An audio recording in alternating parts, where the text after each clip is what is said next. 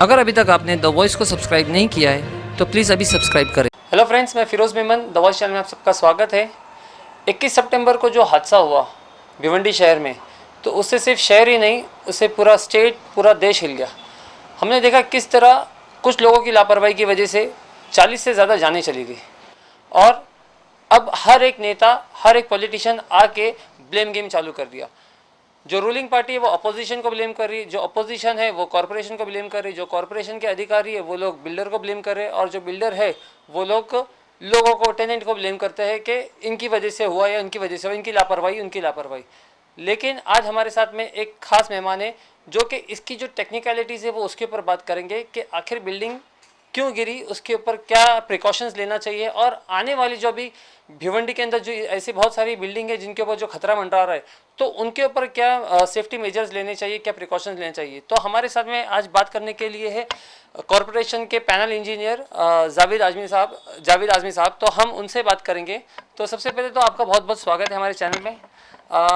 हमें आप सिर्फ ये बताइए कि जो स्ट्रक्चरल ऑडिट होता है, जैसे बिल्डिंग का, कोई भी बिल्डिंग की खस्ता हालत हो जाती है तो उसके ऊपर कॉरपोरेशन बोलती है कि इसका स्ट्रक्चरल ऑडिट करवाना चाहिए कि ये धोखादायक है कि नहीं, तो वो क्या होता है, थोड़ा सा आप अपने शब्दों में उसको बताइए। स्ट्रक्चरल ऑडिट अगर आप शब्द पूछेंगे तो इसका मतलब ये हुआ कि स्ट्रक्चर की बारीक बीनी से छानबीन या उसका मेडिकल चेकअप, एग्जामिनेशन। अब इसमें कैसा होता है कि नॉर्मली आदमी, इंसान जो है, बीमार पड़ता, कुछ होता है तो एग्जामिनेशन के वास्ते मशीनों के पास चला जाता है, बट बिल्डिंग आपके पास आ नहीं सकती, तो इसके लिए बिल्डिंग के पास इंजीनियर्स अपने खुद इंस्ट्रूमेंट लेकर के, अपना नॉलेज लेकर के वहाँ पहुँचते हैं और बिल्डिंग को बारीक बीनी से एग्जामिन करते हैं। जैसे भी आप मेरे सामने देखेंगे कि एक बिल्डिंग हम लोग करके आए हैं, तो बिल्डिंग के सारे तस्वीरों के साथ उनको रिकॉर्ड किया जाता है। उसके बाद रीडिंग्स ली जाती है, जैसा हम लोग ईसीजी करते हैं वैसा एनडीटी टेस्ट होता है पूरा। एनडीटी टेस्ट होने के बाद फिर उसके बाद हम लोग बैठ करके उसका एनालिसिस करते हैं कि बिल्डिंग में डैमेज कहाँ कहाँ है, क्या चीज़ पहले रिपेयर होना चाहिए, बिल्डिंग रिपेयरेबल है भी या नहीं, या कभी कभी ऐसा होता है कि बिल्डिंग रिपेयर करने में जो खर्च है उससे ज़्यादा अच्छा होगा कि बना लिया जाए नया, ये भी होता है। तो वो चीज़ एनालिसिस करने के बाद समझती है। और जब कॉरपोरेशन नोटिस देती है तो होता क्या है, भिवंडी में बहुत से प्रॉब्लम्स है। मतलब उसमें टेक्निकल बात यह है कि लोगों को नॉलेज नहीं है, सबसे बड़ी बात। लोग अगर जानते हैं कि कितना खतरनाक मसला है, अभी हमने देखा है जो बिल्डिंग गिरी, इतना जानी नुकसान हुआ, इसमें अगर टाइमली एक स्टेप ले दिया गया होता तो मेरे ख्याल से बहुत सी जानें बच सकती थी। और ऑडिट होने के बाद फिर ये ऑडिट एक तरीके की रिपोर्ट है, आपके बारे में रिपोर्ट है। तो आपको प्रिकॉशन क्या लेना है, आपको रिपेयर क्या करना है, आपने कब इंजीनियर को दिखाना है और आपने कॉर्पोरेशन को क्या इन्फॉर्म करना है। मगर हार्डली इसमें से, मतलब अगर 100 में से हम बोलेंगे तो 20% लोग ऐसे हैं जो उस चीज़ को फॉलो करते हैं। अच्छा, 80% लोग they don't follow, they just see कि भाई ठीक है ऑडिट तो करा दिया, इग्नोर। इग्नोर। भाई डॉक्टर ने देख लिया, अब क्या हुआ मुझे, मैं मानने वाला होता तो पहले ही बोल देता डॉक्टर।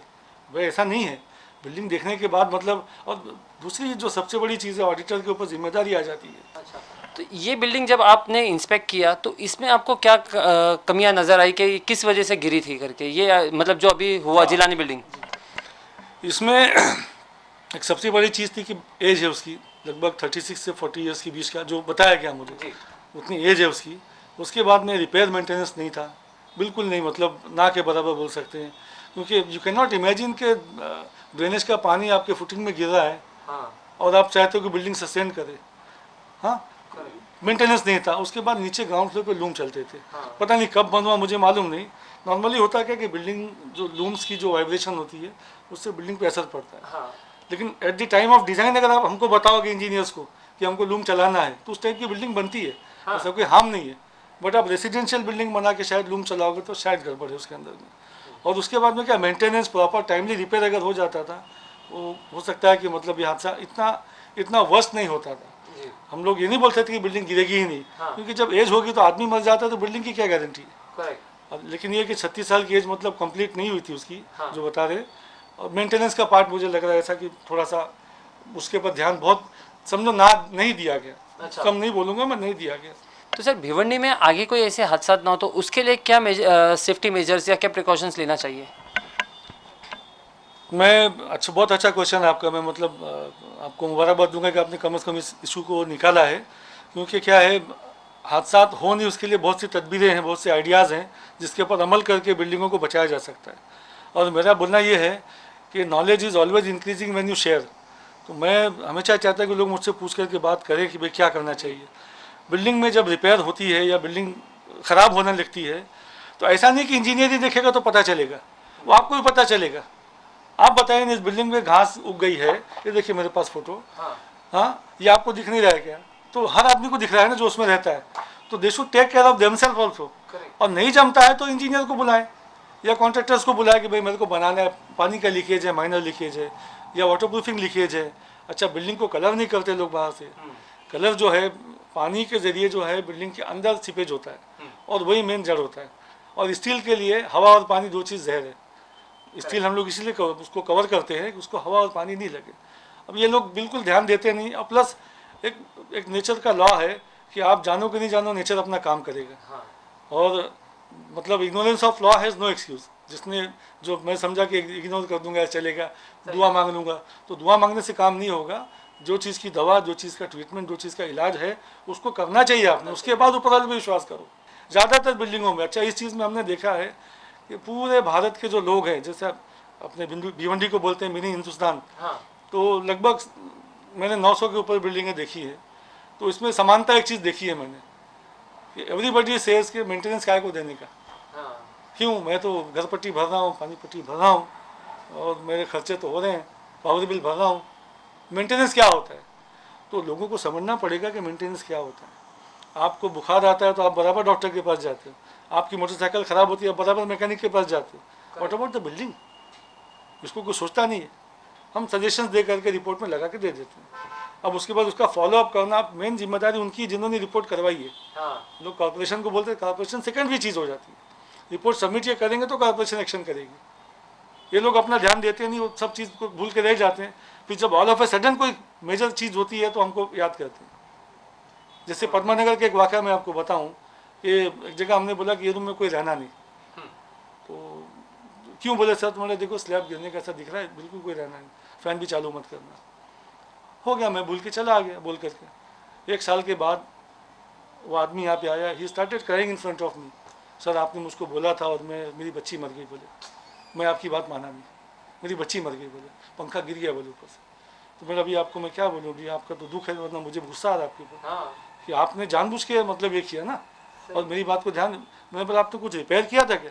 नहीं, बोले कुछ नहीं किया था। बोले तो इसमें कहीं ना कहीं एक क्वालिटी का भी आता है जब at the time of construction, तो वो क्वालिटी का भी मतलब आता है क्या matter? quality 100% matters. If you see the example of Gateway of India, Taj Mahal Hotel, corporation building of Mumbai corporation, और बड़ी बिल्डिंग जितनी भी देख रहे हो सब तो 100 साल के ऊपर हो गए, हेरिटेज। तो क्यों हो गए और क्यों टिके हैं? उस पर सोचना चाहिए लोगों ने। बिल्डिंग ऐसा नहीं कि नहीं बनती करके। हज हाउस जो बना है उसकी 400 साल गारंटी दिया था इंजीनियर ने, 300 से 400 साल चलेगा बोले, ऐसा बताया गया मुझे। चलती हैं। पार्लियामेंट हाउस ब्रिटिश लोगों ने बना के गया, लोग बोलते हैं स्टोन है, लेकिन उसका जो मटेरियल यूज़ किया है, जो भी किया है, क्वालिटी वाइज किया है और जितना चाहिए उतना ही किया है। होता क्या है, सुपरविजन बहुत बड़ा पार्ट प्ले करता है। ड्राइंग तो मैं आपको ताजमहल की दे दूँ, आप बनवा लोगे, लेकिन सुपरवाइज नहीं करेंगे अगर उसको स्टेज वाइज, तो उसकी क्वालिटी हैम्पर होगी। और क्वालिटी अगर ख़राब होगी तो you can not expected life भी नहीं मिलेगी आपको। तो सर इस हादसे के बाद में आप भिवंडी वालों से क्या अपील करना चाहते हैं? मेरी सबसे हाथ जोड़ करके एक अपील है कि ऐसा नहीं कि आपकी बिल्डिंग को इंजीनियर देखेगा तो ही समझ में आएगा कि बिल्डिंग कैसी है। आप खुद भी अपनी बिल्डिंग को एग्जामिन कर सकते हैं। देखो, थंब रूल बताता हूँ, थंब रूल। पानी कहीं से लीकेज हुआ तो बिल्डिंग को खतरा है। आपकी बिल्डिंग पे वेजिटेशन हो रहा है, काई लग रही है, घास हो रही है तो खतरा है। आपकी बिल्डिंग में क्रैक पड़ रहा है तो खतरा है। आपका पाइपलाइन लीकेज है तो खतरा है। आपका ड्रेनेज लाइन लीकेज है तो खतरा है। आप उसको चेक कराओ, बनाओ, दिखाओ। उससे जब नहीं होता है तो इंजीनियर के पास आओ। ऐसा लगता है कि इंजीनियर्स फीस लेते हैं देखने की, तो भाई वो भी पेट लेके बैठा है, उसका भी प्रोफेशन है। अब आप उसको बुलाओगे, दिखाओगे और चाहोगे कि फ्री में करके जाए तो नहीं होगा। आपने थोड़ा सा ध्यान देना चाहिए। और बिल्डिंग की मेंटेनेंस बहुत बड़ा रोल प्ले करती है। ये जैसे हादसा रुक सकते हैं, ये जो बिल्डिंग गिरी है हमको बहुत अफसोस है। मतलब हमारी लाइफ में ऐसा काम डबल नहीं हो तो अच्छा है, हम तो चाहेंगे ऊपर वाले से। और इंजीनियर कभी नहीं चाहेगा कि किसी की बिल्डिंग कोई गिरे, कोई डॉक्टर चाहता नहीं कि उसका पेशेंट मरे, कोई चाहेगा अगर पेशेंट मरे, तो वो इंजीनियर कभी नहीं चाहेगा कि हमारी कोई बिल्डिंग, हमारी देखी हुई बिल्डिंग गिरे। लेकिन जब हमारे सजेशंस पे आप अमल नहीं करोगे, बताए हुए तरीके से रिपेयर नहीं करोगे, प्रॉपर मेंटेनेंस नहीं करोगे, तो गारंटी कौन लेगा? गारंटी कौन लेगा बताओ मुझे। और लोगों से अपील यही है कि मतलब कम से कम जो मैंने बताई ये बातें, इसमें और कुछ आपको लगता है, मेरा यूट्यूब चैनल है उस पर सब्सक्राइब करके बात करें, मुझको फेसबुक पे लिखें, क्या आपको मैं बिंदास क्वेश्चन के आंसर देने को तैयार हूँ। थैंक यू सर हमसे बात करने के लिए।